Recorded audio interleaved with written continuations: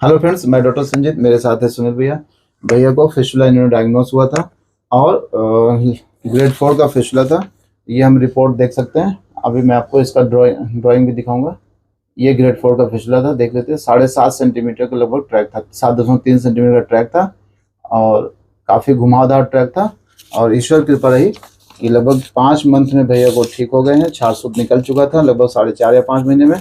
1.5 महीना का और टाइम पीरियड है, लगभग 6वां महीना है, क्योंकि नवंबर 2024 में भैया को हम लोगों ने छारसूत लाइगेट किया था और 1.5 महीना पहले छारसूत निकल गया था और लगातार हम लोग इनको ऑब्जर्वेशन में रखे हैं। इनको अभी तक दोबारा नहीं बना, ना तो वहाँ कोई पस डिस्चार्ज हो रहा है, ना तो कोई जलन दर्द हो रही है। बिल्कुल फिट है भैया।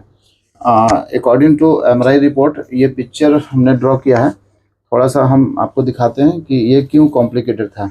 देखिए, आप देख सकते हैं 7.3 सेंटीमीटर का ट्रैक था और राइट साइड में कहाँ पे था, जहाँ पे घड़ी में 9 बजता है वहाँ पे था। ये इसकी एक्सटर्नल ओपनिंग है। आप देखिए, ये जो येलो कलर है ये इंटरनल स्फिंक्टर है, जो ब्लू कलर है वो एक्सटर्नल स्फिंक्टर है। ये इसका एक्सियल सेक्शन है और ये इसका कोरोनल सेक्शन है। एक्सियल सेक्शन में आप देख सकते हैं 9 o'clock पे यहाँ पे ये एक्सटर्नल ओपनिंग है और ये ट्रैक जा रहा है और यहाँ पे 6 o'clock पे जगह है और इसकी इंटरनल ओपनिंग 6 o'clock पे है। लेकिन 6 o'clock पे इंटर होने से पहले हम देख सकते हैं यहाँ पे एक आपको ये 6 इंटरनल ओपनिंग है, उसके आसपास यहाँ पे एक एब्सेस भी है। और कहाँ कितना अंदर है मलद्वार में, 3.5 सेंटीमीटर अंदर है मलद्वार में।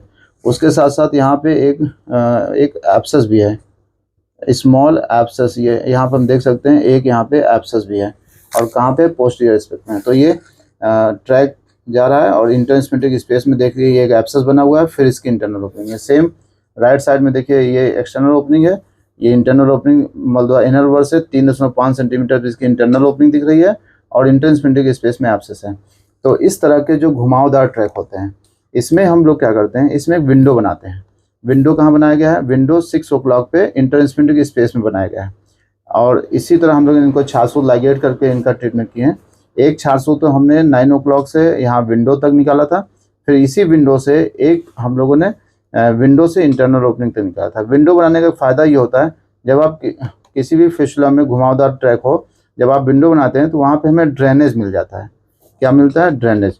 ड्रेनेज से क्या फ़ायदा होता है, जो फिस्टुला ट्रैक के अंदर जो डेब्रीज होते हैं, जो पस का कलेक्शन होता है कैविटी में, वो इस विंडो के थ्रू उसका ड्रेन होता रहता है। तो हीलिंग प्रक्रिया बहुत तेज़ी से होती रहती है।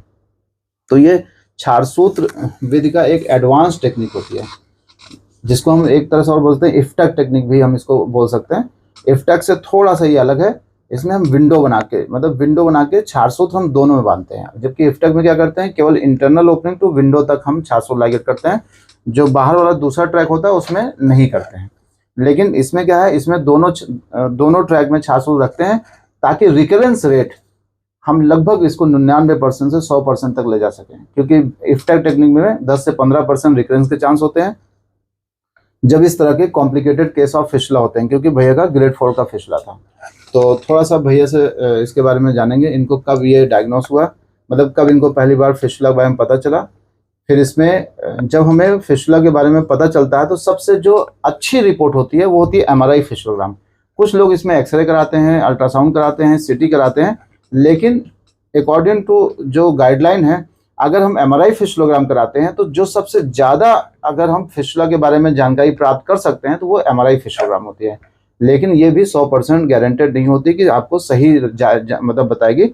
80 से 90% एक्यूरेसी रेट होती है MRI फिस्टुलोग्राम की। 10% इसमें भी कहीं ना कहीं कुछ चीज़ें होती हैं जो कई बार नहीं दिखाई देती हैं।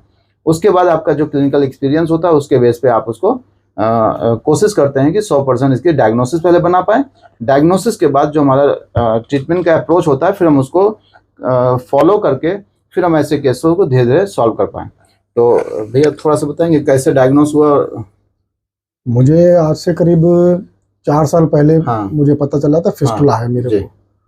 तो उसके बाद मैं आपके पास 4 साल पहले आया था। तो उसके बाद डर के मारे मैंने ट्रीटमेंट आपके पास नहीं कराया, क्योंकि उस समय शायद ब्लाइंड ओपनिंग थी, ओपनिंग भी नहीं बनी थी। तो इधर उधर मैंने ट्रीटमेंट बहुत लिया, होम्योपैथिक, एलोपैथिक, लेकिन वो सही नहीं हो रहा था।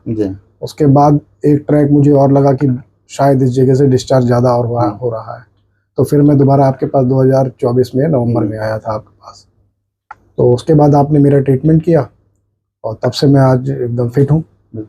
और तो अच्छा ये बताइए, 4 साल मतलब जैसे पहली बार आप आए तो ऐसा क्या रह गया जो मैं आपको समझा नहीं पाए, आप जो है समझ नहीं पाए? थोड़ा सा डर का रहता है कि थोड़ा सा डर लग रहा था कि कैसे काट पीट होगी, किस तरह से क्या होगा। इस थोड़ी सी इस जानकारी ना होने के कारण मैं यहाँ पर नहीं आया था दोबारा। बिल्कुल।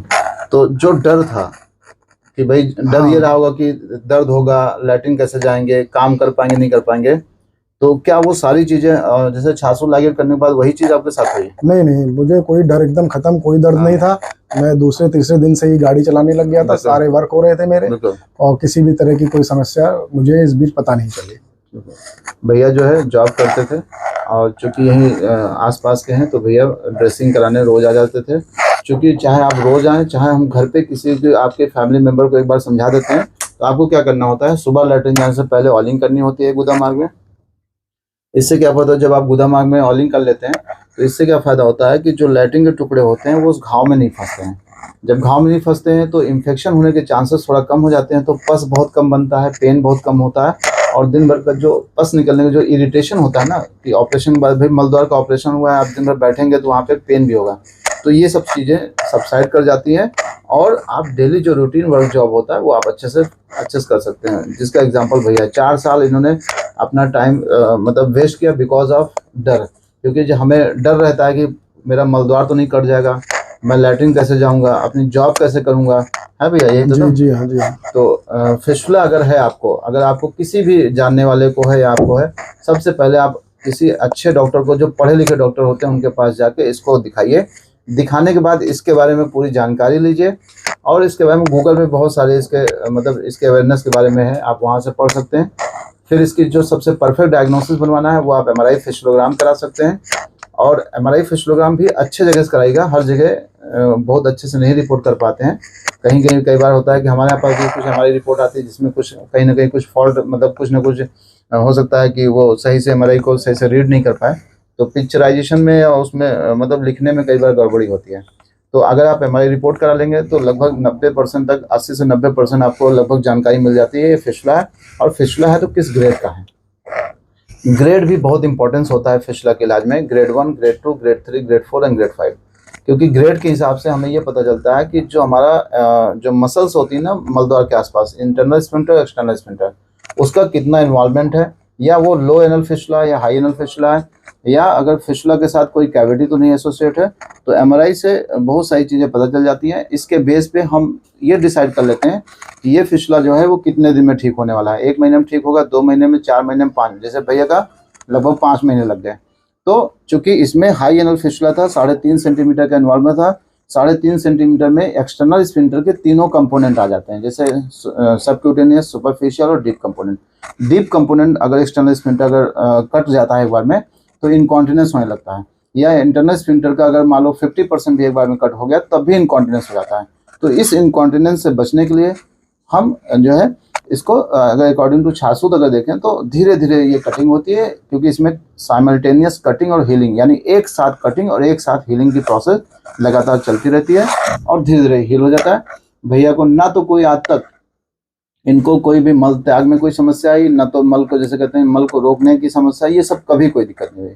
इन्होंने अपना पूरा ड्यूरिंग द ट्रीटमेंट पूरी अपनी जॉब को परफॉर्म किया, और बिना किसी मतलब पेन, बिना किसी ज़्यादा परेशानी के इन्होंने धीरे धीरे अपने आप को सही कर लिया। धन्यवाद।